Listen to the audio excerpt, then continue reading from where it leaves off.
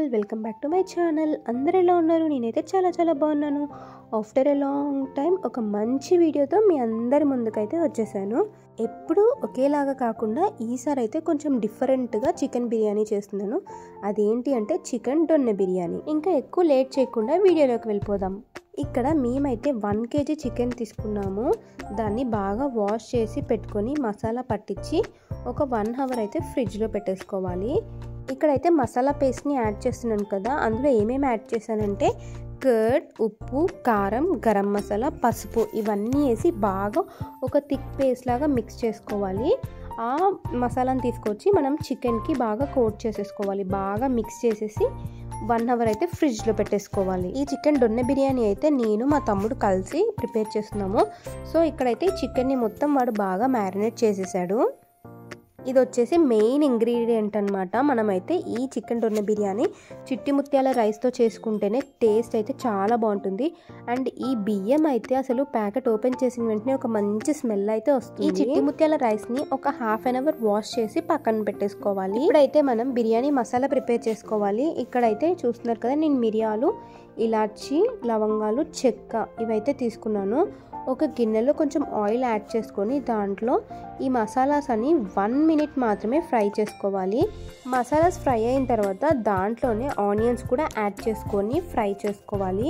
Onions మసాలాస్ని బాగా చల్లార్చిన తర్వాత ఇలా మెత్తగా పేస్ట్ చేసుకొని పక్కన పెట్టేసుకోవాలి.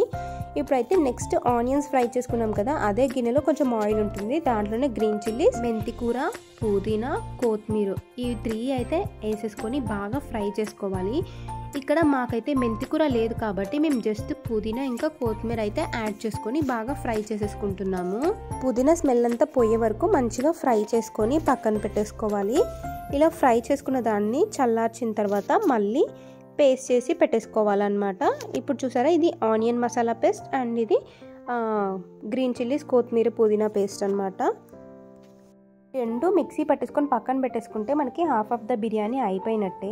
ఇంకా నెక్స్ట్ అయితే బిర్యానీ ప్రాసెస్లోకి వెళ్ళిపోదాము. ఇక్కడైతే మనం చికెన్ సపరేట్గా, రైస్ సపరేట్గా కుక్ చేయము, మొత్తం అంతా కలిపే చేస్తాము కాబట్టి మసాలాస్ అయితే ఎక్కువే తీసుకోవాలి ఫస్టే.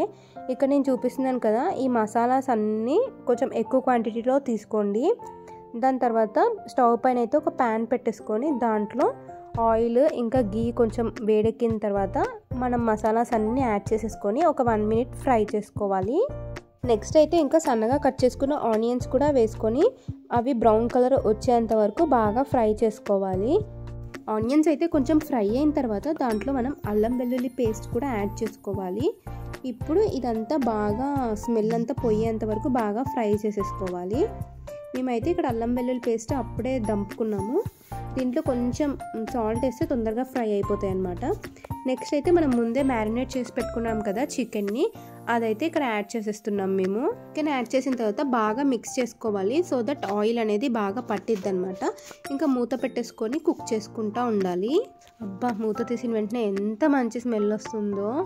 మనమైతే అప్పుడప్పుడు ఒకసారి ఇలా కలుపుతూ ఉండాలన్నమాట. చికెన్ కొంచెం కుక్ అయిన తర్వాత మనం ముందే ఆనియన్ మసాలా పేస్ట్ అయితే చేసుకున్నాం కదా, అది ఇందులో యాడ్ చేసి బాగా మిక్స్ చేసేసుకోవాలి. మనము ఆనియన్ పేస్ట్ యాడ్ చేసిన తర్వాత ఒక 2 minutesకే మీకు ఇలా ఆయిల్ అంతా పైకి అయితే తేలుతుంది. అలాంటి టైంలో మనమైతే ముందే వాటర్ని వేడి చేసుకొని పెట్టుకోవాలి. ఆ వాటర్ అయితే ఇందులో యాడ్ చేయాలి. అసలు నార్మల్ టెంపరేచర్ ఉన్న వాటర్ అయితే యాడ్ చేయకూడదు, వేడి నీళ్ళు మాత్రమే యాడ్ చేయాలి. మనం ఇందులో ముందే మనము గ్రీన్ చిల్లీస్, పుదీనా పేస్ట్ అయితే చేసి పెట్టుకున్నాం కదా, అది ఈ మరుగుతున్న వాటర్లో అయితే యాడ్ చేసేసుకొని ఒకసారి అంతా మిక్స్ చేయాలి. అప్పుడు మనకు ఈ పేస్ట్ అనేది ఆ ముక్కలకి అంతా పట్టిద్ది అనమాట. ఇప్పుడు ఒకసారి మొత్తం అంతా కలిపేసుకోవాలి. ఇక్కడ చూస్తున్నారు కదా, బాగా మరిగిపోతుంది. ఇప్పుడు మనం చికెన్ ఒక 50% కుక్ అయిన తర్వాత ముందే మనము నానబెట్టేసుకున్న చిట్టుముత్యాల రైస్ ఉన్నాయి కదా, అవి అయితే దీంట్లో యాడ్ చేసేసుకోవాలి. బియ్యం యాడ్ చేసిన తర్వాత కిందికి పైకి మొత్తం అంతా కలిసేలాగా ఒకసారి అయితే కలిపేసుకోవాలి. నెక్స్ట్ అయితే దీంట్లో మనం కొంచెం లెమన్ జ్యూస్ అయితే యాడ్ చేసేసుకోవాలి. బియ్యం ఒక 20% ఉడికిన తర్వాత లెమన్ జ్యూస్ అనేది యాడ్ చేసేసేయాలి. ఇప్పుడు అంతా బాగా మిక్స్ చేసేసుకొని ఒకసారి ఉప్పు కారం చూసేసుకొని మూత పెట్టేసుకొని బియ్యంని ఉడికించుకోవాలి. అన్ని మసాలాస్ యాడ్ చేసేసిన తర్వాత మూత పెట్టేసి ఒక 5 minutes తర్వాత మూత తీస్తే చాలు గుమగుమలు ఆడిపోతుంది ఇల్లంతా. ఈ చిట్టి ముత్యాల రైసే మంచి స్మెల్ వస్తుంది. దాంట్లోకి మనం ఈ మసాలాస్, పుదీనా పేస్ట్ ఇవన్నీ యాడ్ చేసరికి ఇంకా మంచి స్మెల్ వస్తుంది అన్నమాట. మేమైతే ఒక 2-3 స్పూన్ల నెయ్యి యాడ్ చేసేసి గట్టిగా మూత పెట్టేసి ఒక 20 మినిట్స్ అయితే పక్కన పెట్టేసాము. ఎప్పుడైనా బిర్యానీ వండిన వెంటనే తినడం కంటే దానికి ఒక 20 మినిట్స్ అలా గ్యాప్ ఇచ్చి తింటే టేస్ట్ ఇంకా బాగుంటుంది. అసలు చేస్తున్నప్పటి నుంచి ఎలా వస్తుందో, టేస్ట్ బాగుంటుందో లేదో అని ఇదే టెన్షన్. ఎందుకంటే మేము ఈ చికెన్ దొన్న బిర్యానీ ఫస్ట్ టైం చేసాము. నిజంగా చెప్తున్నా, టేస్ట్ మాత్రం సూపర్ సూపర్ సూపర్ సూపర్, అంతా బాగుంది. ఫస్ట్ టైం కదా మనం ఈ చికెన్ దొన్న బిర్యానీ చేయడము. వీడియో వద్దులే, ఈసారి బాగా వస్తే నెక్స్ట్ టైం వీడియో తీసుకుందాము అని అనుకున్నాము.